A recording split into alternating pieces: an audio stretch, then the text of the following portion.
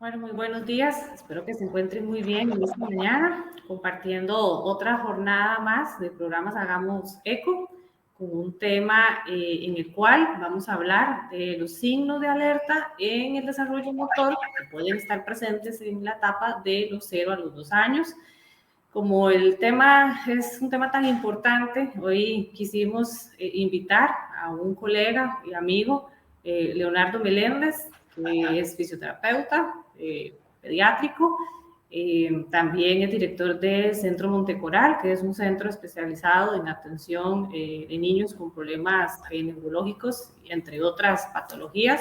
Entonces es un gusto que hoy nos acompañe, Leo, para conversar un poquito de estos temas que son muy importantes, en el cual hemos venido hablando de todo el desarrollo motor normal, de cómo el niño se desarrolla y también ciertas recomendaciones, pero hoy quisiera hablar más que todo de estas señales, los alertas que pueden estar presentes y pueden denotar que hay alguna alteración. Entonces, muchas gracias, Angie. ¿Cómo has estado? ¿Bien? Muy bien, por dicha, Leo. Muchas gracias por la invitación, te lo agradezco mucho. Muchísimas gracias a usted. Entonces, bueno, para continuar, vamos a compartir la presentación. Recordarles, antes de compartir la presentación, que pueden hacer sus comentarios, escribirlos abajo, ¿verdad? Y pues con mucho gusto, tanto Leo como yo podemos responder al final.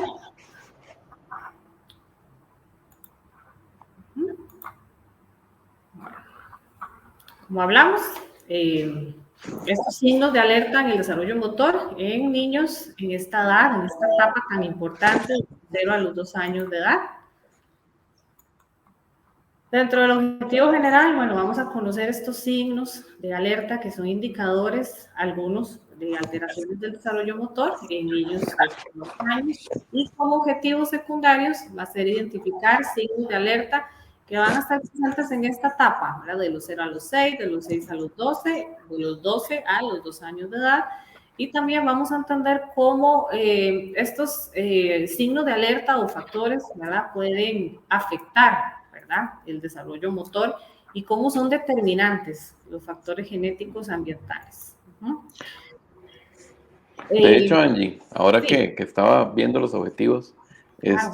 me parece súper útil que hayas escogido este tema. Mira que la gran mayoría de los papás que nos llegan a la consulta con bebitos, vienen exactamente con esa pregunta. Ellos vienen diciendo, ¿es normal esto? ¿Es normal aquello? Es que tengo 2 hijos más, pero este nunca se ha comportado así. Claro. Y es una duda no solamente los papás primerizos, que a veces uno pensaría, no, yo tengo 4 niños, ya el próximo va a ser muy fácil. Todos son diferentes y por más que tratemos de que sea un ambiente igual, siempre van a hacer cosas que uno le quede ese signo de pregunta, si será eso normal o no, ¿verdad? Exactamente. Y son tantos factores, bueno, Leo, que usted sabe, pero quisimos dividirlos en estos dos porque sentimos que son los que pueden definitivamente determinar en el desarrollo motor. Y por eso es que tenemos que saber cuáles son, y también lo más importante es cuándo nosotros pedir ayuda, cuándo asesorarnos y a cuál profesional. Entonces, todo eso pues lo vamos a ir comentando. Estos signos de alerta pueden ser síntomas o pueden ser conductas, porque puede ser algo motor, puede ser algo conductual, puede ser algo afectivo, algo emocional, y probablemente algunos nos van a indicar que hay alguna alteración de una o más áreas, ¿verdad? Como el cerebro es tan complejo y nuestro sistema nervioso central es tan complejo, ¿verdad? Y se vale de muchas áreas para poder hacer una función, a veces y casi siempre va a afectar no solo una parte o podemos ver síntomas o signos, sino vamos a encontrar, puede ser algo global. Entonces, aunque no constituye un diagnóstico, no define un trastorno, son señales que nos alertan de que algo está pasando en el niño. Sí, y recordarles también a a las personas que nos están viendo que algunos de estos síntomas o conductas pueden ser transitorias, ¿verdad? Y con tratamiento adecuado se quitan o inclusive de forma espontánea, pero que hay algunas de ellas que van a requerir, como dijo Angie ahora, un abordaje más interdisciplinario para estudiar a ver por qué son y qué se debe hacer, ¿verdad? Pero se ven las dos, que sean transitorias y todo bien, o que no sean transitorias y que necesitemos estudiar más qué está pasando. Claro, o que algunas ya denoten alguna alteración neurológica. Entonces, estos Ujú. niños que se quedan con el terapeuta muchos años hasta lograr conseguir que avancen en varias áreas. Y no solo con el terapeuta físico, ¿verdad? Sino hay todo un equipo interdisciplinario tratando al niño, ¿verdad? Pediatras, neurólogos, terapeutas físicos, ocupacionales, en fin, que requiere una intervención todavía un poco más especializada. De ahí la importancia de saber identificar y, como les digo, ¿verdad? Y como estábamos comentando, cómo intervenir. Entre estos signos vamos a poder identificar factores de riesgo, ¿verdad? Que son muchísimos, no vamos a mencionar todos, pero sí vamos a hablar de los más importantes, Leo, que pueden afectar o que ya nosotros sabemos que de todas maneras ya hay cierta predisposición cuando hablamos de factores genéticos, ¿verdad? Los ambientales a veces son más fáciles de controlar, ¿verdad? Pero ya cuando tenemos factores genéticos que están relacionados a herencia, a enfermedades, ¿verdad? Ya sea de ambos padres o que ya el niño trae, por ejemplo, como en la imagen, ¿verdad? Que quisimos poner un niño con un síndrome de Down, ya sabemos que hay ciertos factores que pueden alterar el desarrollo motor o cómo este niño va evolucionando a nivel motor, a nivel de lenguaje, a nivel físico y demás. Entonces, aparte de estos factores genéticos están los ambientales, ¿verdad? Que es todo aquello que el niño lo rodea, desde que si el niño vive en tal lugar, en tal provincia, ¿verdad? A veces nosotros pensamos que un niño de San José se desarrolla igual a alguno de Guanacaste y vamos a ver que no, ¿verdad? Eso depende mucho del espacio que él tenga, de lo que él haga, de la experiencia, que si vive en la ciudad, en un apartamento pequeñito o si vive allá en Guanacaste y tiene un patio, ¿verdad? Con vacas y ganado, entonces todo esto va a hacer que el niño se desarrolle de manera diferente, ¿verdad? Como hablaba usted ahora, inclusive podemos tener 2 hijos, ¿verdad? Y uno es muy carga en otras cosas y el otro en otras, ¿verdad? A pesar de que tienen un factor genético parecido, siempre va a haber situaciones que van a marcar diferencia entre uno y el otro.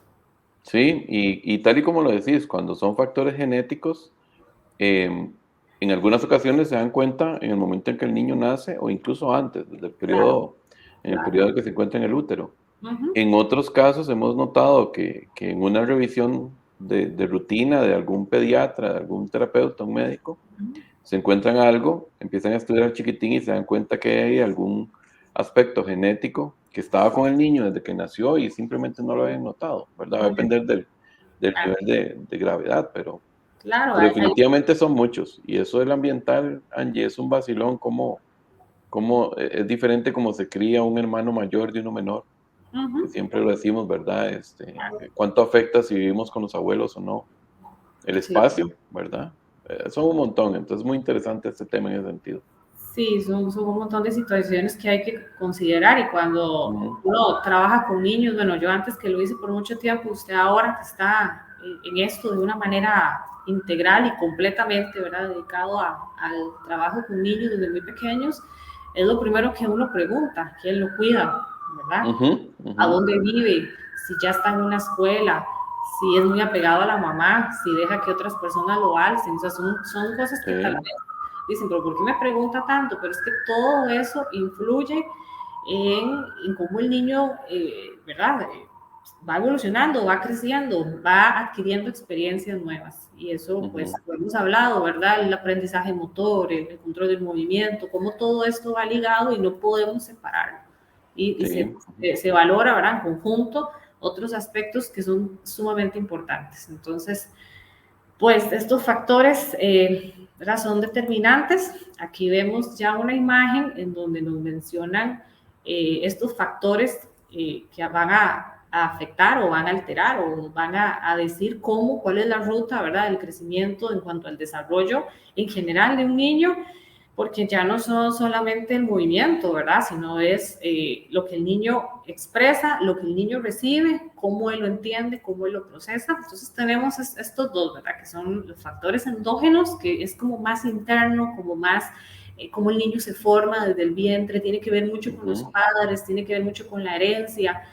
Por ejemplo, que si la mamá es fumadora o el papá, que si la mamá ya tiene hipertensión arterial, ¿verdad? Que si el parto fue, o el embarazo también fue un embarazo complicado, el parto también, todos estos factores o todas estas situaciones pueden repercutir en algún factor, ¿verdad? Pueden desencadenar ahí alguna situación que puede que nos permita que el niño tenga alguna alteración y como decía usted ahora, Leo, puede que se vea, se note o se nota a los años, ¿verdad? Hace mucho tiempo cuando trabajábamos veíamos niños que llegaban muy bien, tal vez, ¿verdad? Alguna retrasito en el desarrollo, pero veíamos que era que tenía alguna alteración, ¿verdad? O el niño que llega con una alteración de desarrollo motor y con el tiempo, pues vemos que no era nada por dicha serio, ¿verdad? O alguna enfermedad tal. Entonces, no podemos confiarnos mucho, ¿verdad? Siempre lo bueno es estar muy pendiente en estas primeras edades, para ya luego descartar qué niño se va a quedar, ¿verdad? En un plancito o en una atención temprana, ¿verdad? Más vigilado, o el niño que ya requiere un programa especial. Entonces, de estos factores, ¿verdad? Tenemos la información genética, el funcionamiento hormonal, ¿verdad? Del niño y esa integridad orgánica, todo lo que tenga que ver con la salud específica del niño. Y estos factores exógenos, que ya son todos aquellos externos, que no son tan propios del niño, sino del ambiente, de alimentación, el factor afectivo y las condiciones sanitarias, ¿verdad? No, que el niño no tenga una alimentación adecuada, balanceada, que el niño tal vez esté todo el día en una cuna, ¿verdad? Y que su afecto no juegue, no lo pasen a jugar a otra área, no experimente jugar con las manos.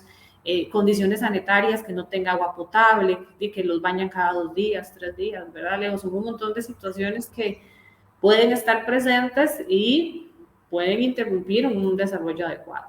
Sí, y los factores endógenos, Angie, como vos lo decís, vienen grabados internos del niño, rara vez se pueden cambiar, ¿verdad? Tal vez hay cardiopatías congénitas que se podrán hacer cirugías y se corrigen, pero la mayor cantidad de factores endógenos con los que el niño nace, hay que trabajar alrededor de ellos. Pero los factores externos, los que tienen que ver, como dijiste, con alimentación, cómo tratan a este niño, ¿verdad? Cuánta libertad de movimiento le dan, nos da una gama de posibles problemas o de posibles ventajas para cada bebé, que ahí es a donde hacemos un trabajo más fuerte de educación a los papás, que obviamente depende de mil cosas. Ahora que veo alimentación, Angie, que se me había olvidado contarte, cómo han ido en aumento los niños que tienen problemas de selectividad alimentaria. Niños que solo comen 4 cosas. Y los papás muchas veces vienen muy angustiados diciendo es que no sabemos de dónde viene esto, ¿verdad? Cuando empezamos a hacer el estudio de estos factores exógenos, nos damos cuenta que tal vez que la mamá no come verduras, el papá no come ensalada, y el chiquitillo de estar viendo a mamá que no come verduras, a papá que no come ensaladas, de una forma muy sutil, él no come ninguna de las dos. Claro. Y es un factor exógeno, es algo que los adultos ponen enfrente del niño como un factor y el niño simplemente lo adopta, muchas veces sin que los papás se den cuenta, ¿verdad? Sí, a veces pasa, Leo, también por la falta de tiempo, se cocina siempre lo mismo. Sí, exactamente, eso nos pasa un montón. Comen espagueti siempre quieren comer pasta, todos los días pasta, y uno a veces comete el error y les da mucha frecuencia y olvida un montón también de alimentos que son indispensables, y hay que darle variedad también. Ahí vamos descartando qué le gusta y qué no, pero lo ideal es que tenga pues una dieta muy balanceada. Y algo súper curioso, Angie, ahora que hablábamos antes de empezar la presentación de la pandemia y cómo toda esta condición del COVID-19 nos ha obligado a aislarnos un poco. Claro. Hay miles de investigaciones que dicen que el contacto de la piel con la piel del recién nacido y en sus primeros 3 meses de vida es sumamente importante para desarrollar el afecto y esa conexión emocional que tenemos con papá, mamá, abuelita, tío, tía y hasta el perro, ¿verdad? Claro. Y con este asunto de que tuvimos que aislarnos, hay un montón de bebés que pudieron hacer esa relación afectiva, como debería ser, con papá y mamá. pero nada más. Nada más, ¿verdad? Los abuelitos no tuvieron la oportunidad de agarrar, de cambiarlos, de ayudar con el baño, los tíos, ¿verdad? claro. Y eso es un factor exógeno que aunque no necesariamente podría producir un problema de desarrollo motor a corto plazo, nadie sabe cómo va a afectar eso, la parte de socialización o manejo de emociones Claro. de los adultos que nacieron en esta época. Entonces son pequeños detalles que hay que ir tomando en cuenta Sí, y y, sumamente y importantes. recordar, ¿verdad? El afecto está súper asociado a la piel de los primeros 3 meses de nacidos. ¿Quién Claro. nació, quién no? ¿Quién me tocó, quién no? Es muy importante eso. Sí, totalmente. Y más cuando tenemos niños prematuros. Sí, por eso es que los cangurean, claro. Ujú. Ujú. La Que son prematuridad, piel. Ujú. claro, es una condición que ya de todas maneras viene con un montón ahí de situaciones que hay que tratar, ¿verdad? Sí. Ujú. Principalmente valorando las semanas y demás, pero siempre son niños que requieren una intervención. Sí, de hecho que sí. Me acuerdo hace mucho tiempo, hasta se tenían listas de espera para poder atender, ¿verdad? Y hay etapas o épocas, ¿verdad? No conozco muy bien las estadísticas, pero, ¿verdad? De aumento de casos de niños prematuros también por embarazos muy precoces. Entonces, que Sí, aumenta el riesgo, lógicamente, de prematuridad y prematuridad con alguna otra condición también. Entonces, sí. De hecho, a nivel mundial, Angie, es otra cosa que se me olvidó contarte antes. ujú, Hay países que, de hecho, Costa Rica tiene muy buen sistema de salud. ujú, Cada día salvamos más chiquitillos que nacieron en condiciones muy complicadas. Yo no sé, hace 10 años, cuando yo te conocí, me acuerdo que se hablaba de bebés de 28, 26 semanas que ya la veían complicada. claro, Hoy en día, bebés de 24 semanas, tienen buenas posibilidades sí, de que puedan continuar con su vida, ¿verdad? sí, Inclusive ya hemos visto bebés de menos de eso, ujú, claro. porque ya la tecnología nos permite salvar más niños que nacen muy, muy pequeñitos, muy prematuros. Pero Ujú. todos ellos, como ya lo dijiste, todos van a requerir de intervención para tratar de sacar lo más que se pueda del trabajo motor y sensorial de ese chiquitín. Claro. Ujú. Y a veces los mismos papás no lo saben, ¿verdad? O no se les Sí. recomienda la intervención temprana cuando Ujú. tienen esta condición de prematuridad, ¿verdad? Y a veces solamente con los programas canguro y demás es suficiente y no, son niños que requieren un seguimiento, por lo menos en estos 2 años que consideramos que Exactamente. es una etapa clave para todo lo que viene luego. Ujú. Entonces, por eso Totalmente de acuerdo. claro, por eso el tema, Leo, por eso expusimos esto a los que nos están viendo para que pues ya manejemos como una lista de signos de alerta. Aquí lo que vamos a hacer es dividirlos como por etapas de cada 6 meses. Ajá. Son muchísimos, pero por lo menos aquí vamos a hablar de los principales que tenemos que ir a estar revisando en el niño, ¿verdad? Ujú. Independientemente niño o niña, vamos a encontrar ciertas diferencias, pero sí hay estándares, ¿verdad? De tallas, de peso y demás. Entonces, lo primero, bueno, en esta etapa hay que acordarse que el niño está comenzando a moverse, ¿verdad? Tiene el control de cabeza, los movimientos son todavía más sencillos, pero sí son movimientos muy importantes y da mucha valoración a la talla y el peso, ¿verdad? Que eso ya es más del pediatra, ¿ven? Que son citas muy seguidas porque esto es algo bastante importante, lo Ujú. que es ganar talla o peso y también el perímetro cefálico, que vaya creciendo, pues lo normal, que crecen muchísimo en estos primeros 2 años, ¿verdad? La proporción es bastante grande. Entonces, ese estancamiento del perímetro cefálico, ¿verdad? Que va creciendo muy poco de lo normal. O dificultad para ganar talla o peso, ¿verdad? Que Ujú. son niños que les cuesta, ¿verdad? A pesar de que tengan una alimentación balanceada, vemos que les cueste. O incapacidad para sostener la cabeza, que ya también es un dato muy importante, ¿verdad? Que ya nos puede indicar que algo está pasando ahí, como les digo, ya sea alguna alteración que el niño tenga o que simplemente no se le está dando la oportunidad o no se le está cargando de una manera adecuada o no se está, Ujú. ¿verdad? Exponiendo un poco a la gravedad para que el niño pueda hacerlo de manera más independiente, o cuando vemos alguna postura, ¿verdad? O alteraciones en el tono, ¿verdad? Que vemos que los niños están un poco más, es más difícil cambiarlos, es más difícil moverlos, se pone muy tenso, o que llora demasiado, o que duerme todo el día, ¿verdad? Son señales Ujú. que tenemos que ir revisando poco a poco y que pueden estar presentes desde el inicio o pueden estar presentes al final, ¿verdad? No importa la edad, pero que sí hay condiciones y hay edades claves, ¿verdad? De los 0 a los 6 meses ya tiene que tener un buen control de cabeza, inclusive ahí adquiriendo también el control de tronco, ¿verdad? Y ganar mucho peso, ¿verdad? Son niños que conforme van pasando los meses van aumentando lo considerable, que tampoco a veces el más pequeñito, ¿verdad? No significa que tenga alguna condición, ¿verdad? A veces sí varía mucho, pero que por lo menos sí veamos que está dentro del parámetro normal que nos aconsejan, ¿verdad? Sí, de hecho, hay mucha literatura que dice que del peso total del cerebro, Angie, sí. Nuestro cerebro crece un 75% en los primeros 2 años, ¿verdad? Eso significa que es muy importante este tipo de mediciones, que por eso es que los pediatras la hacen, ¿verdad? Ese cerebrito tiene que crecer mucho sus primeros 2 años. Pero no es solamente un asunto de crecimiento del cerebro. Ahora que decís, cuando hablas, ¿verdad?, de colocación de los bebés, pasa muchísimo, ¿verdad? Que a la gente les encanta, en general, hemos pasado eso de generación en generación, agarrar a los recién nacidos y envolverlos como un taquito, ¿verdad? Que el pequeño no se mueve, tiene guantecitos, tiene mediecitas y nada más se ven los ojos y la nariz. Lo cual no está mal siempre y cuando el bebé en estos primeros meses de vida tenga muchas oportunidades para moverse. Exacto. Si no se mueve, no podemos detectar si se está moviendo bien o mal. Si no se mueve, no va a tener los estímulos adecuados para aprender a moverse mejor más adelante. Y ellos tienen que experimentar la gravedad en todas las posiciones. Esa irritabilidad que lo mencionas como un signo, Angie, que años atrás cuando trabajabas en esto, de fijo te ocurría, ¿verdad? Que te llevaban un bebé de 3 meses que tal vez este control de cabeza que hablabas no lo lograba hacer, y cuando le preguntabas a los papás cuánto tiempo lo ponían boca abajo, los papás decían, no, es que pasa irritable permanentemente, llora mucho, ¿verdad?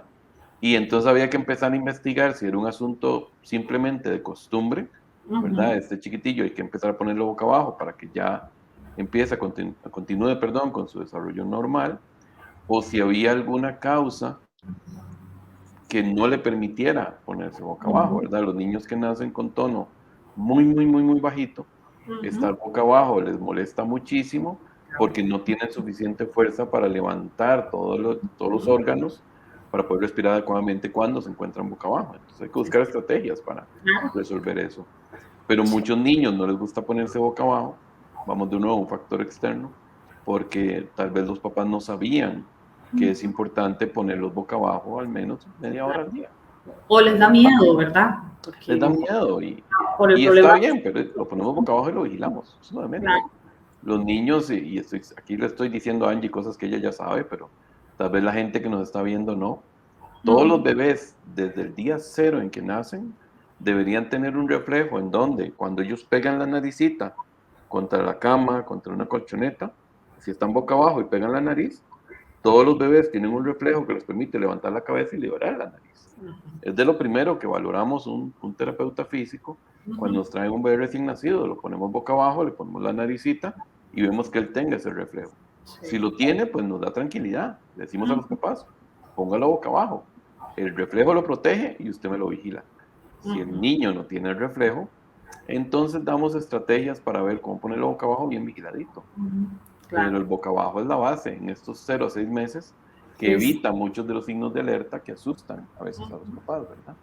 Claro, es esencial, ¿verdad? Es El esencial. tiempo de formación es esencial en estos meses principalmente, así como usted lo dice, Leo, y también la capacidad de crecimiento o las deformidades, que a veces pasa mucho acostados boca arriba y comenzamos a ver los aplanamientos que esto llega a complicar muchísimo a veces, ¿verdad? Ese perímetro de esa formación lo más redonda, ¿verdad? Posible a nivel cefálico y comienza a hacer ciertas presiones en la cual también, ¿verdad? Son posturas que se van adquiriendo por posiciones o misma posición. Entonces también la del movimiento permite que esto, ¿verdad? No se dé o evitar estas alteraciones a nivel de las cargas, ¿verdad? Las cabezas aplanadas.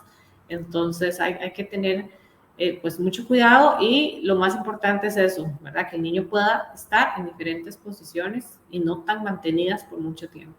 Sí, aquí también, Angie, de los 0 a 6 meses, que son cosas que los pediatras los médicos en general van a estar siempre pendientes, ¿verdad? ¿Cómo le va al bebé con la leche materna, ¿verdad? Claro. Si el bebé no tolera la leche materna, el médico lo necesita saber ayer, eso es muy importante. Y de hecho las mamitas saben que si el bebé no está tomando leche de la teta, no lo van a salir del hospital, porque Claro. la deshidratación en un bebé es súper peligrosa. Entonces, Claro. cualquier alteración de esos 6 meses que afecte que el niño tome poquita leche materna, eso se considera una emergencia y hay que ir a ver qué pasó, ¿verdad? Claro. Bien. Muchas cosas se saben, ¿verdad? Que el bebito no se nos ponga amarillo, Ujú. em, que no tenga fiebre, cosillas así, Ujú. pero hay que estarlos vigilando. No es que son increíblemente delicados, no se tocan, tampoco es ese Sí, extremo, pero sí, no hay que tener miedo a preguntar, ¿verdad? Especialmente los exactamente. papitos primerizos. Es bueno que pregunten de 0 a 6 meses Y todo. más que todo, Leo, que ya hay cosas tan específicas de los terapeutas, ¿verdad? Como valorar reflejos de succión que a veces ni siquiera los ¿Eh? papás lo tienen en cuenta, ¿verdad? Y a veces me acuerdo de casos de deshidratación porque no tenía un buen reflejo de succión, el niño no sabía succionar. Entonces no era que no le gustaba la leche, sino que ni siquiera sabía cómo hacerlo. Sí, y hoy en Entonces, día hay hasta especialistas en lactancia materna. De hecho, una muy buena amiga mía que atiende ahí en Alajuela, la tía Lucy, puede dar una charla de 4 horas de solo de colocación del bebé para que pueda agarrar la teta bien. Y yo no sabía que eso era tan complejo y tan interesante, ¿verdad? Sí, es toda una técnica, es toda una ciencia y es importante saberlo para que el niño esté bien alimentado y evitar estas complicaciones, que a veces Sí, lo vemos como un factor solo alimentario, pero no, es que es el único aporte nutricional que el niño tiene en esta sí, etapa y si muy lo hace importante. mal, pues va a afectar Sí. todo. Entonces, sí, U- es Uno de esencial. los signos que yo marcaría más importantes, Angie, aquí, porque lo hemos visto mucho, mucho en los Ujú, últimos 2, 3 años, es un niño que a los 6 meses no le gusta estar boca abajo. exacto. ¿Verdad? O sea, usted puede decir, bueno, pero es que lo tolera, no, es que tiene que gustarle estar boca abajo, tiene que gustarle estar apoyadito con los brazos, con esa Ujú, cabeza bien levantada, bien boca abajo y sí, viendo todo lo que está pasando a su alrededor. Ellos les gusta andar vertical, les gusta andar claro. sentaditos a estas edades, yo lo sé, Ujú. pero el niño tiene que disfrutar jugar en boca abajo para que el resto de las cosas las haga como la naturaleza y Dios lo Sí. mandan, Lo ¿verdad? que hemos observado, Leo, que es más que Ujú. todo por falta de experiencia, porque los papás no los ponen al suelo rápido, Sí, ¿verdad? eso él es muy importante. Mejor terapeuta del mundo para los Ujú. niños que no tienen ninguna condición especial, Suelo, ningún retraso, el mejor terapeuta del suelo. Ujú. desde pequeños inclusive, no hay ningún Sí, problema. Para eso se pueden comprar alfombras, se puede comprar algún tipo de material aislante que ahora son fáciles de limpiar, pensando en sí, que también el asunto del COVID y de la higiene y de la limpieza pudo haber limitado esto, ponerlos al suelo. ajá. Hasta el principio, como no se tenía tanta información de la transmisión, mucha gente comenzó ni siquiera a tocar cosas por lo mismo. Entonces, yo me puedo imaginar el montón de niños que hasta ahorita los están poniendo al suelo, ¿verdad? Al año ya para Sí. comenzar a gatear y caminar, pero Ah, no, a nosotros nos llegaron todos esos niños, ¿quieres? sí, Sí, sí, ¿cómo le enseño a caminar a mi hijo sin que toque el suelo? Y uno, qué difícil, ¿verdad? sí, Todo eso tuvimos que verlo, pero sí, muy, muy interesante la parte de los 0 a claro. 6 meses, claro. Pues bueno, continuando, acá bueno, les dejamos como una pequeña tabla de guía únicamente, ¿verdad? De tanto el peso y la talla y como también el perímetro craneal. Son como parámetros estándar, ¿verdad? Yo sé que en algunos casos vamos a encontrar niños más grandes, niños más pequeños, ¿verdad? Pero mientras estén bien, mientras todo el metabolismo, mientras el pediatra valore al niño y esté de una manera adecuada, balanceado, tampoco es que tenemos que ajustarnos mucho, pero sí es como ¿verdad? Una medida estándar, igual desde recién nacido hasta los 2 años. Entonces lo dejamos ahí para que lo tengan y lo consulten. Igual todo esto está en los libros, ¿verdad? De vacunas y demás que da la caja como tal, entonces no hay ningún problema. Pues acá, ya hablando un poquito de niños más grandes, entre los 6 al año de edad, pues aquí ya el valorar esas conductas repetitivas, ¿verdad? La ausencia de movilidad. Aquí ya el niño, una vez que está sentado, el niño no juega mucho sentado, el niño se gira, el niño se vuelve, el niño puede estar en un punto y cuando lo vemos está al otro lado, ¿verdad? Del cuarto, se nos pierden, se nos esconden debajo de los muebles. Ya es muy normal verlos sentados, gateando, casi que caminando, ¿verdad? Hay niños que pues, quieren más habilidad, otros apenas comienzan a hacer sus primeros pasos, porque en esto, ¿verdad? Ya vimos todos los factores que van a variar, pero no es normal un niño que lo dejes ahí y se quede ahí y no se mueva. Entonces hay que ver por qué, ¿verdad? Si es porque no le interesa jugar o el niño está en una posición incómoda y no tiene un equilibrio para moverse o no usa las manos o sencillamente está con alguna situación afectiva, emocional, sensorial, en el cual el niño no entiende, ¿verdad? No juega, el niño tal vez tenga algún trastorno o, ¿verdad? Pueden haber tantas condiciones, pero Leo, creo que estas 4 son las que nos resumen qué puede estar pasando, ¿verdad? O si tengo esto, entonces, ¿qué alarmante puede ser, ¿verdad? Que no se mueva. A esta edad tienen 2000 movimientos por día, ¿verdad? Entonces, no se mueve, es porque ya estamos asustados, o sea, algo está pasando con el niño, ¿verdad? Que no emita sonidos, ¿verdad? No hemos hablado mucho del lenguaje porque no es nuestra área específica, pero el lenguaje está muy asociado a la parte motora, ¿verdad? Aunque no lo tratemos como tal, pero sí se valora mucho todo este componente de que ya el niño se exprese, se comunique, ¿verdad? Que emita ciertas palabras importantes, entonces... De hecho, Angie, sí, en esto el conocimiento popular pues anda bastante bien, ¿verdad? A los 6 meses ya el chiquitín debería carcajearse, hacer sonidos como si estuviera hablando, ¿verdad? Todo eso es importante para saber que el niño está entendiendo la sociedad que está alrededor. Claro. Los casos que tiene Angie en mente, por supuesto, cuando ponemos estos signos de alerta, es porque tenemos chicos que conforme se van aproximando a estas edades donde son muy sociables, un niño de 6 veces le sonríe a cualquiera, ¿verdad? Claro. Empiezan a mostrarse como apáticos o como no responden muy bien, ¿verdad? A estos estímulos sociales que hay alrededor, no hacen este seguimiento visual para ver dónde está la mamá o el papá. Ese tipo de cosas tienden a ser signos de alerta y no necesariamente porque haya algo muy grave de fondo. Puede ser algo tan simple como que el chiquitillo necesita interactuar más con otra gente, pero sí es necesario evaluarlo para ver si es un asunto visual. Hay optometristas que ven bebés, hay audiólogos que son expertos en evaluar los niños desde chiquititos porque la hipoacusia de los niños existe. Angie, estoy seguro que cuando ejercías en esto veías niños que tenían restricciones en la movilidad del cuello, tal vez no una tortícolis totalmente instalada, pero sí restricciones de movimiento. Falta de, lo que decías ahora, falta de suelo. Cuando el niño no ha estado suficiente tiempo en el suelo, le da pereza moverse, no sabe cómo, se marea, ¿verdad? Los chicos que no se giran desde chiquititos, cuando empiezan a girarse más grandes, se marean todos y se les ven los ojillos todos desordenados. Sí. Entonces, sí, eso, de los 6 a los 12 meses, ¿cuál es el bebito que va bien en su desarrollo? Que no se queda quedito, el que hay que estarlo vigilando porque si no se nos cae la cama, ¿verdad? El que ya hace montones de sonidos, interactúa muchísimo, ¿verdad? Explora con todo, se lo tiene que llevar a la boca, ¿verdad? Y Eso antes de... ¿verdad? Que el Sí, mismo sistema nervioso, el mismo crecimiento cerebral de la masa como tal, y la maduración hace que el niño tenga que estarse moviendo, es una necesidad, ¿verdad? No, sí, no es una inquietud, claro, estamos hablando a veces de ya al extremo, ya cuando más bien la hiperactividad es mucha, pero ya hay otros trastornos de fondo, pero lo normal, ¿verdad? Lo que es esperado es que el niño se quiera mover y quiera andar de allá para acá. sí, algunos que también estamos viendo ahorita, ¿verdad? Por lo que mencionábamos ahora, el asunto de la comida. Después de los 6 meses, normalmente los nutricionistas infantiles, los pediatras, los médicos ya empiezan a autorizar la ingestión de sólidos, ¿verdad? En los bebés. Aquello es un show, ¿verdad? Hay que irles dando comida con mucho cuidado. Y siempre me acuerdo de las fresas de tu hija, ¿verdad? Que la adoro y no se las puede comer. Claro. Pero bueno, esta comida es súper importante que el niño juegue con ella y se embarre y se llene las manos y toque diferentes texturas. Uno de los signos de alerta que vemos es cuando al niño no le gusta jugar con la comida. Eso es mucho más grave de lo que la gente cree, porque si empezamos a detectar alteraciones sensoriales y hay texturas que el chiquitillo no va a tocar, bueno, es de lógica. Nosotros no vamos a comernos nada, no nos llevamos nada a la boca que no toleremos en nuestras manos.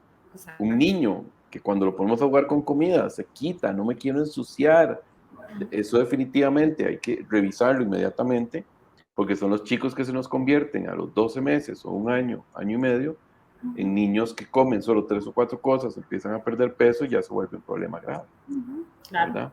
Entonces son pequeños detallillos que hay que tener en cuenta en estos signos de alerta.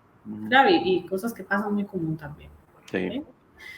Bueno, para ir avanzando, ya vamos con estos signos que igual pueden estar presentes entre la etapa del primero a los 2 años de edad, que aquí, Leo, pues ya vamos a encontrar un niño muy independiente a nivel motor, ¿verdad? Eso es que juegue mucho, juega todo el día, deja de dormir poco, o sea, ya pasa más horas despierto jugando, ¿verdad? Esa necesidad de jugar, de entender ciertos juegos, ¿verdad? De jugar muy parecido a las funciones que hacen los adultos. Entonces podemos encontrar, por ejemplo, aquel niño que tenga alguna incapacidad para mantener la atención, ¿verdad? O que no le interesa nada. Entonces le damos un juguete, no le gusta, le damos otro juguete, o más bien solo juega con lo mismo, ¿verdad? O solo juega con lo mismo. Nada más.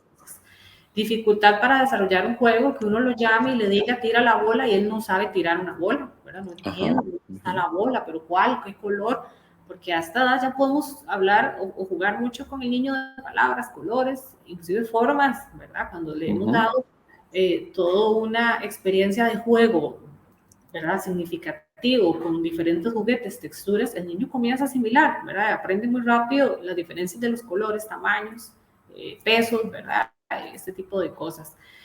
Persistencia de babeo, o que más bien se quiera llevar los juguetes o las texturas a la boca, ¿verdad? Muchísimo, aunque hay etapas que ellos es normal que se lleven, ¿verdad? Pero aquí ya va dejándolo de lado más bien para jugar, no tanto para explorar. O que no caminen, ¿verdad? Que tenga un retraso de la marcha, que el niño apenas, o veamos con poco equilibrio, o que del todo no camine. Y a veces uno escucha a los papás decir, no, es que son más lentos los hombres, las mujeres, ¿verdad? Son más rápidas. Es que no habla, pero es porque dicen que los hombres hablan más lento, ¿verdad? Y a veces 3, 4 años, 5 años, ¿verdad? Y lo consideran como algo normal. Entonces hay que tener mucho cuidado con esto y creo que es donde más tenemos que intervenir cuando vemos una o varias áreas con cierta dificultad. Entonces, pienso que desde el punto de vista, Angie, de terapia física, ¿verdad? Un niño que al año no se sienta, definitivamente hay que trabajarlo, ¿verdad? La parte de la marcha, esa o sea, si me pagaran 100 colones por cada vez que me preguntan por marcha de un bebé, pagaría marchamo, Angie. Sí. Resulta que la marcha es un asunto súper complejo porque a veces los papás quieren que camine muy rápido y eso es dañino. Exacto. Y a veces el niño presenta retrasos de la marcha, lo cual también puede ser complejo. Entonces la pregunta que es muy buena, que me encanta que me hagan es, bueno, pero entonces dígame más o menos cuándo debería caminar un bebé. En general, las escalas internacionales, me refiero a Denver, a Isaiah Levanta, todas estas que usamos, que están estandarizadas, que han sido evaluadas en miles de niños alrededor del mundo, están hablando actualmente que entre los 10 meses y el año y 4 es cuando el peque debería hacer la marcha independiente. Y marcha independiente es que dé pasitos y que al rato gatee o que dé pasitos, no importa. No ocupamos que camine hasta Cartago. Es un inicio. Pero sí que camine, ¿verdad? Que el peque sí camine más o menos entre los 10 meses y año y 4. Pueden variar muchas cosas, como Angie decía, ¿verdad? Niños que nacieron pretérminos o prematuros, niños que tuvieron alguna dificultad en sus primeros meses de vida, pues sí puede variar un poco. Pero si alguno de los que nos está viendo tiene un bebé que tiene año y 4 meses y no le ve mucha intención en caminar, pues sí sería bueno ver qué está pasando. Si tenemos un bebé de 1 año que no se sienta solito, que no se desplaza, pues sí hay que ver qué está pasando, ¿verdad? Al año el niño debería responder cuando le dicen su nombre todos los tiros. Decirle, ¿verdad? Luciana, y Luciana tiene que volver a ver al año, eso es súper importante. Y lo que decía Angie, aunque la parte del lenguaje no es nuestra área de especialidad, los niños sí tienen que ir, según nos dicen los terapeutas del lenguaje, tienen que ir poco a poco teniendo más palabritas, ¿verdad? Mamá y papá, pues está bien, pero ya deben empezar a decir agua, ¿verdad? Hacer sonidos de animales, cosillas así, porque sí, definitivamente, mientras más rápido encontremos una alteración, es más fácil de resolver. Claro. No nos esperemos a que el chiquitín tenga 4 años y no brinque para ver qué es lo que está pasando. Mientras más rápido, mejor. ¿Verdad? Sí, siempre ha sido así, ¿verdad? Las intervenciones precoces son las que más nos dan resultados, cuando se logran diagnosticar. Aunque no haya un diagnóstico, se puede intervenir desde antes, ¿verdad? ¿Cuántas veces nos hemos encontrado niños que hasta los 5 años se logró hacer un diagnóstico porque era una enfermedad tan rara que era nosotros mismos la sabíamos? Pero desde antes, se intervino desde antes en todas estas áreas. Sí, ahí hoy en día, ¿verdad? Especialmente aquellas que están asociadas a trastornos de procesamiento sensorial, son condiciones que son muy ocultas porque el niño físicamente se ve como otros niños de su edad. Pero, por ejemplo, hay niños que son muy sensibles a nivel táctil, ¿verdad? Súper sensibles, entonces no les gusta ensuciarse, todo les duele. Los pica un bichillo y se les hace aquel morete gigante, ¿verdad? Aquella roncha gigante. Y las alteraciones táctiles producen alteraciones en el movimiento.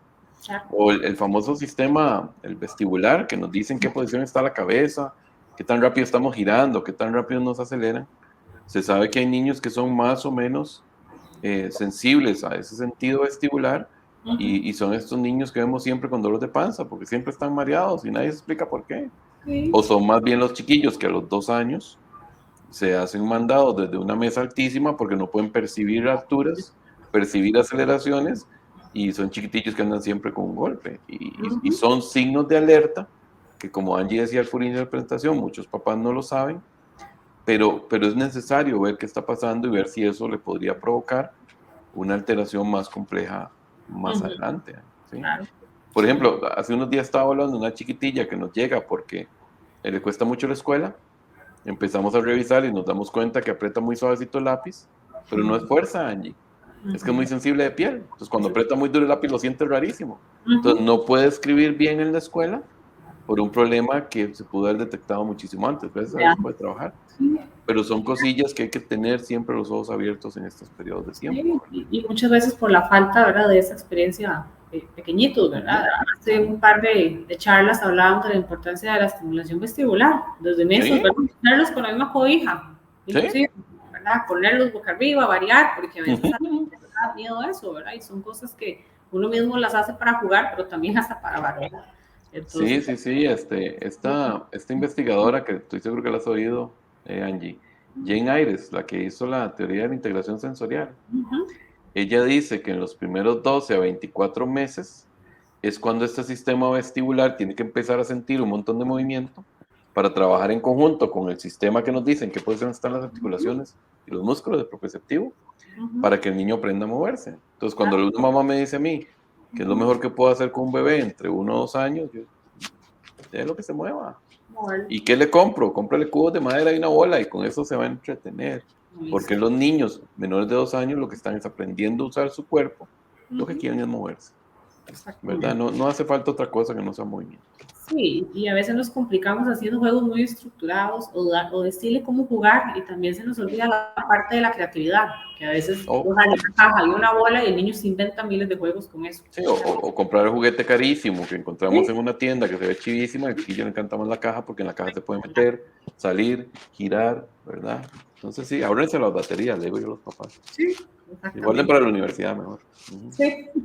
A veces lo más sencillo es lo que a ellos más les gusta y es eso, que estamos perdiendo que el niño desarrolle la creatividad, porque lo ponemos a hacer algo siempre y le indicamos, juegue, haga. Sí. No lleve ningún juguete, vamos a ver qué hace. Vaya, juegue el play, ¿verdad? Hay un chiquito, juegue con él, ¿verdad? Ese tipo también de desarrollo social lo estamos viendo mucho también, entonces son cosas que hay que considerar. Pues aquí recordándole, estos como 4 ejes, ¿verdad? Que hemos hablado un poquito, en el cual son como pilares muy importantes de todo lo que es la atención temprana, ¿verdad? Y todo lo que es el desarrollo motor y todo lo que hemos venido hablando.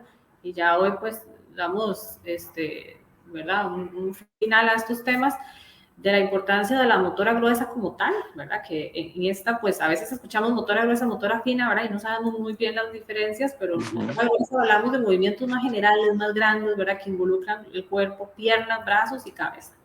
Y en la parte, pues, de motora fina son movimientos más finos, ¿verdad? Precisos, que requieren mucha coordinación, que requieren muchas áreas cerebrales a la vez para poderlos hacer. Y que por lo general van de menos a más, ¿verdad? Movimientos muy básicos y luego ya el niño comienza a hacer movimientos más complejos conforme también desarrolla mucha edad y demás. El lenguaje es sumamente importante, que aunque lo volvemos a recalcar, no es algo nuestro, pero sí uno siempre está muy pendiente del lenguaje porque comparten unas áreas a nivel, ¿verdad? A nivel de la parte motora. Entonces es importante que ambas vayan pues trabajándose por igual y más cuando hay alguna deficiencia, alguna alteración, ¿verdad? A veces niños que tienen dificultad de lenguaje pero no se mueven bien o viceversa.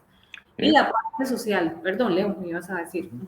No, terminar con la parte social, porque sí, de hecho lo que iba a decir es que todas están asociadas, todas están relacionadas entre ellas.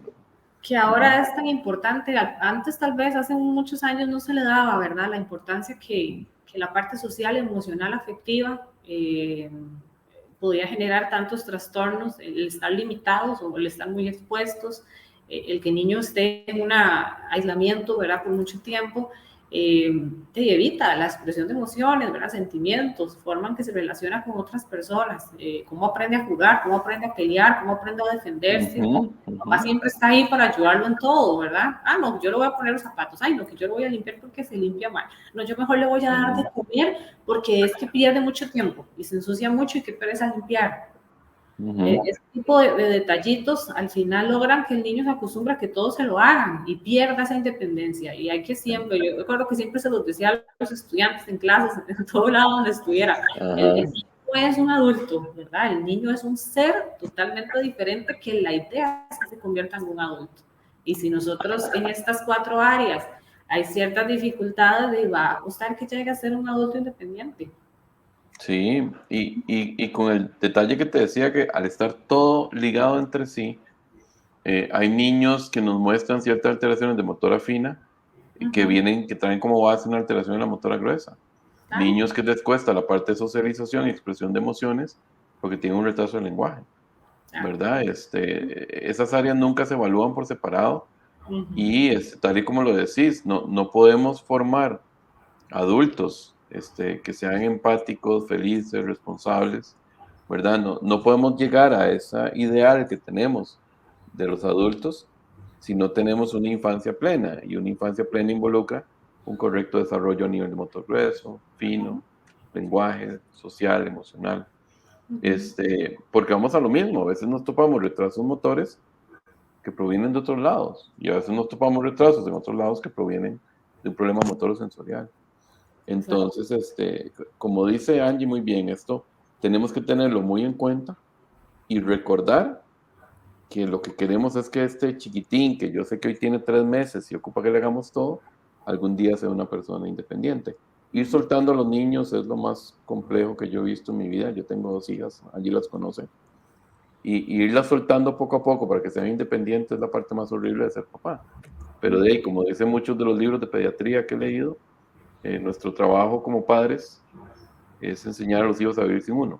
Y eso arranca desde que tienen que decir papá, mamá, desde que se tienen que girar solitos, ¿verdad? Desde que se tienen que sentar solitos. Sí, todos están juntos y revueltos, como dicen. Revueltos, sí. Y no podemos separar unos de los otros. Entonces, ni evitar que avance. Y evitar que avance, exactamente. Entonces, bueno, como recomendaciones, en esta etapa, ¿verdad? Bueno, lo más importante y creo que queremos que quede muy claro es valorar estos signos, saber identificarlos y si hay más, todavía es cuando nos denotan que algo puede estar pasando en el niño. Entonces, que no tengamos miedo o inseguridad, que siempre se consulte con las personas adecuadas para que nos sepan dirigir y nos sepan ayudar y poder abarcar todas estas situaciones desde edades muy tempranas, porque aquí está la clave. Y no esperarnos después de los 5 años, 6 años, porque ahí es donde ya nos vamos a encontrar con los problemas más grandes. En esas etapas hemos hablado de que el niño puede adaptar varias cosas, ¿verdad? A no ser de que ya tenga algún problema neurológico como tal, que inclusive hasta estas mismas situaciones, ¿verdad? Pueden variar dependiendo de la intervención temprana o precoz, ¿verdad? Sea como se llame, pero que es sumamente importante estar pendientes y brindarle al niño siempre la oportunidad de que él aprenda, ¿verdad? Siempre cuando están muy pequeñitos, como decía Leo, nosotros asumamos muchos roles, pero que el niño cada vez adquiera experiencia por él, porque no va a aprender si se lo hacemos, va a aprender cuando él mismo lo practique. Entonces, La actividad física, que se ha hablado muchísimo en esta jornada, ¿verdad? Y hoy que hacemos el cierre de esta parte de pediátrica, lo importante y lo que se recomienda inclusive a nivel ¿verdad? De estándar es que el niño tenga una actividad física de al menos 180 minutos, ¿verdad? Como ojalá una calidad de sueño entre 11 y 14 horas, ¿verdad? En esa etapa del primero a los 2 años de edad, con un tiempo de frente a la pantalla, ojalá de 0, ¿verdad? Aunque se recomienda que no sea más de 60 minutos en una edad de 2 años, pero si tenemos un bebé, ojalá que 0. Mucho movimiento, mucho juego, evitar el sedentarismo, que lamentablemente a veces más bien es algo que está aumentando en los países, ¿verdad? Entonces, es como la recomendación, digamos, que de nuestra área podemos brindar, aparte que yo sé que Leo tiene muchas más, ¿verdad? Ya como terapeuta pediátrico y demás, pero es sumamente importante darle esta experiencia al niño, ¿verdad? Que se pueda mover, que pueda descansar, que pueda comer bien dentro de lo que nosotros podemos brindarle, son como los pilares o las claves que tenemos que tratar de que el niño logre, ¿verdad? O darle al menos todas estas oportunidades para que pueda tener un desarrollo adecuado en esta etapa. Sí, y es difícil, Angie, o sea, vivimos en una sociedad donde no puedes simplemente agarrar un bebé de 1 año y dejarlo que corra por el barrio, ¿verdad? Eso jamás. Pero uno tiene que buscar cierto balance. Entonces, cuando los papás nos llegan con esta preocupación de que viven en un lugar muy pequeño, de cómo hacen, pues sí, esos 180 minutos de ejercicio físico no necesariamente es que lo llevemos a correr alrededor de una plaza, o sea, pero que sí lo dejen en la casa moviéndose, ¿verdad? Que le den esa oportunidad para que él se aburra, él pueda inventar otro juego, se siga moviendo y no necesariamente mantenerlo sentado en un sillón con un teléfono, porque eso no va a traer muy buenos resultados a futuro, ¿verdad? Así es. Y aquí, bueno, dejamos algunas imágenes de terapias reales para que la gente que nos está viendo vean que a veces pensamos que es algo tan complejo, ¿verdad? Y las terapias son tan sencillas a veces en juego, pero tan importantes. Y a veces un simple collar y el niño nunca lo había tocado en su vida y le jugó y a veces se convierte en el juguete del año, ¿verdad?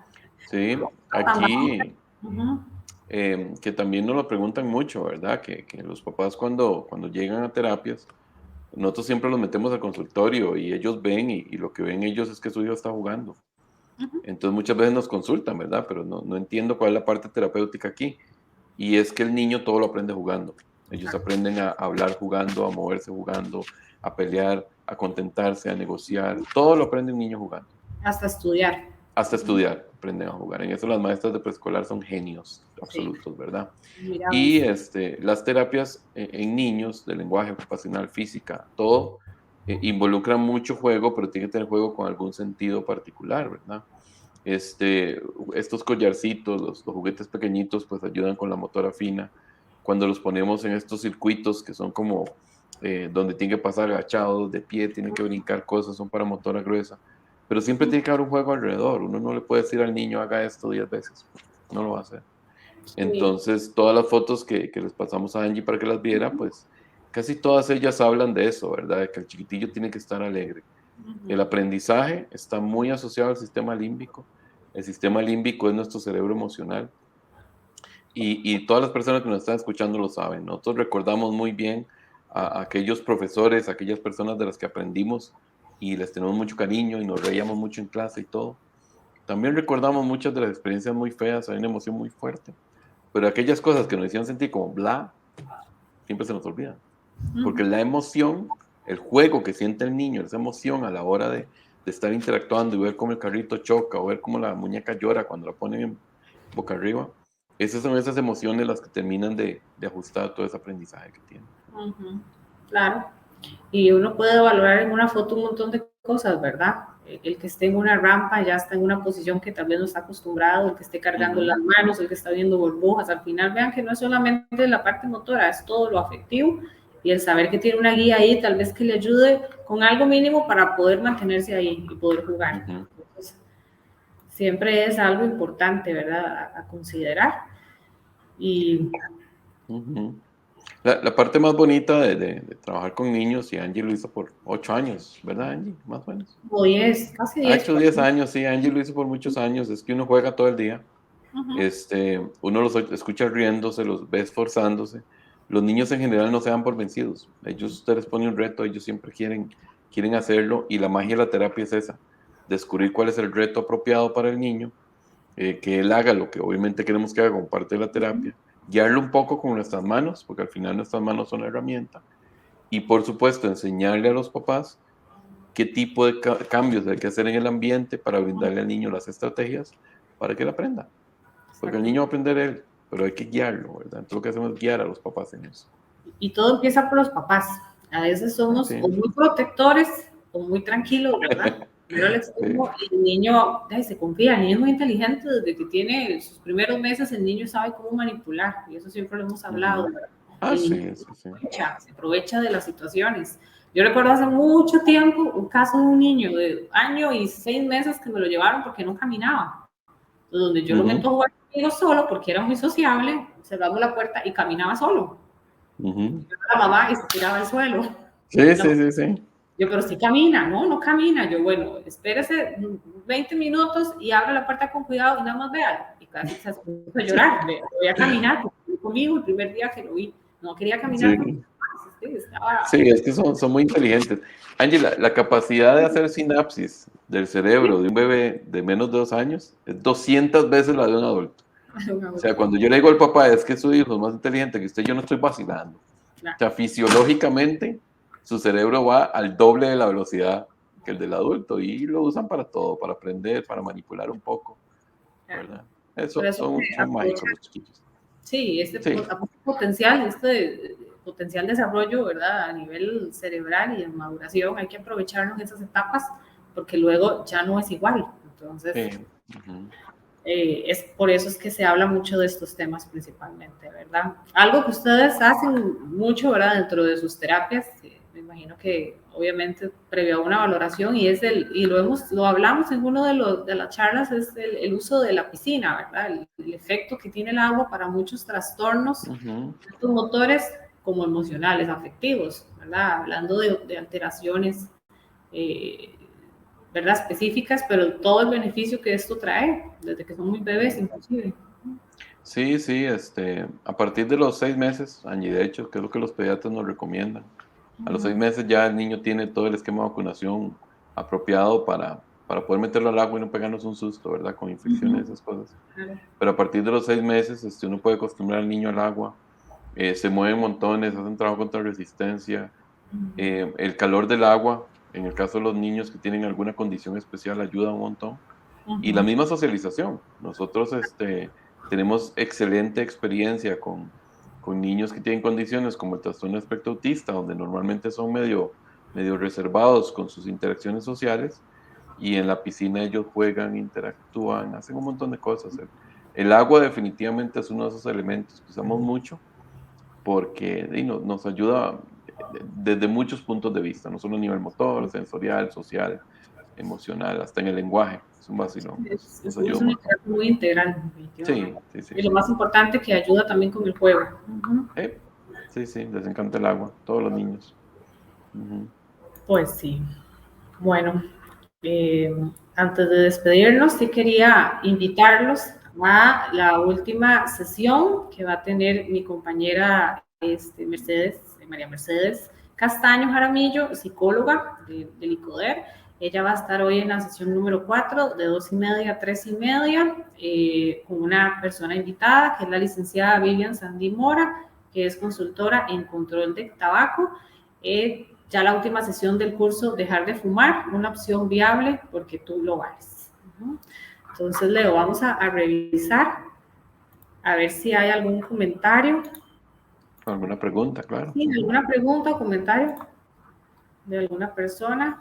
A ver, dice don Julio, que es fan número 1 de las Sí, jornadas. no se pierde ninguna, ¿verdad? Pues un saludo enorme a don Julio, un abrazo gigante. Sí, mucha calidad profesional y humana. Saludos para Leo y Angie, muy interesante su participación. Muchas gracias. Muchas gracias, don Julio.